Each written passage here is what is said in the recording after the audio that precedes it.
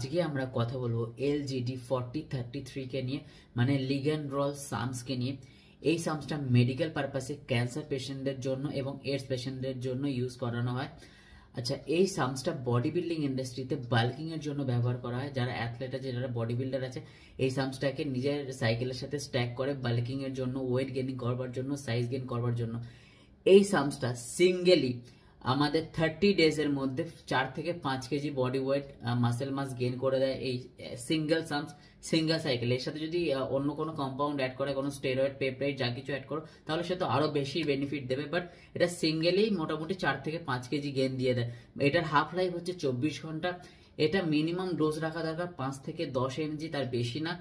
আর এটা 6 থেকে 8 সপ্তাহের বেশি সাইকেল করা একদমই দরকার না, কারণ এটা একটা রিস্ক সাম, সব থেকে মানে টাফেস্ট সামস এর মধ্যে যদি থাকে তাহলে এটা, কারণ এটাতে সাইড এফেক্ট প্রচন্ড পরিমাণে থাকে। এটা লিভার টক্সিক